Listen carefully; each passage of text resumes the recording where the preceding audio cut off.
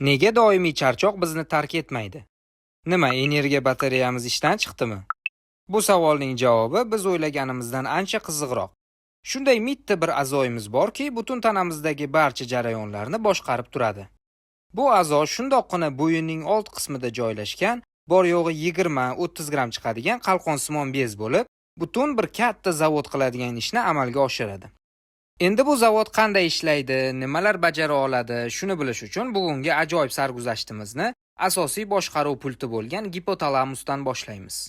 Gipotalamus tanaga energiya ehtiyoj sezishi bilan o'zidan tireotrop gormonini ajratadi.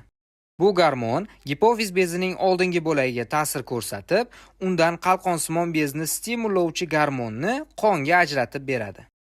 Qalqonsimon bezni stimullovchi gormon xuddiki pochta xizmatiga o'xshab qalqonsimon bezdagi o'zining maxsus pochta qutisiga, ya'ni retseptoriga xatni beradi. Xatda tanaga energiya kerak buyrug'i bo'lib, bez o'z ishini boshlab yuboradi. Qalqonsimon bez tuzilishi jihatdan follikulyar va parafollikulyar hujayralardan tuzilgan bo'lib, follikula ichi kolloid modda bilan to'lgan. Unda yangi gormon hosil bo'ladi. Gipofizdan kelgan gormon qalqonsimon bez devoridagi o'z retseptoriga ta'sir ko'rsatishi natijasida ikki xil jarayon ishga tushadi. Dastlab bez Golgi apparatidan tireoglobulin oqsilini sintezlaydi va kerakli buyruq kelishi bilan kolloid ichiga chiqariladi. Endi ovqat orqali tushgan va qon oqimida aylanib yurgan yod ionlari bez yoniga kelganida natriy ioni bilan birgalikda maxsus kanal orqali hujayra ichiga magnitday tortib olinadi. Endi hujayra ichiga kirgan yod ionlari hujayraning apikal yuzasida joylashgan pendrin deb nomlangan kanal orqali kolloidga olib o'tiladi.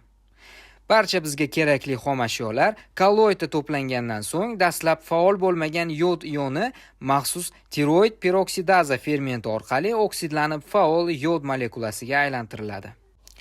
Bu faol molekula o'zida tirazin aminokislota zanjirini saqlovchi tireoglobulin oqsiliga peroksidaza orqali bog'lanishi natijasida monoyodtiranin va diyodtiranin saqlovchi shoxchalarni hosil qiladi. Bu shoxchalar yana bir bor TPO fermenti orqali juftlashtirilib, T3 va T4 gormonini hosil qiladi. Organizmda ehtiyoj tug'ilganda bu gormonlar kolloid moddadan follikulyar hujayraga endotsitoz qilinadi va lizosoma fermentlari orqali tireoglobulin oqsilidan ajratiladi. Tayyor bo'lgan tiraksin gormonlari esa qon oqimiga chiqariladi. Qon oqimida T3 va T4 ning asosiy qismi jigardan sintezlangan maxsus tiraksin bog'lovchi globulin oqsiliga o'tirib olib, kerakli joyga yetkaziladi yoki qon oqimida biologik faol bo'lmagan holatda aylanib yuradi. Gormon oqsilidan ajrab chiqsagina biologik faol shakliga o'tadi. Shundan keyin kerakli hujayraning yadro retseptoriga to'g'ridan-to'g'ri bog'lanib, maxsus oqsil fermentlarini sintezlaydi.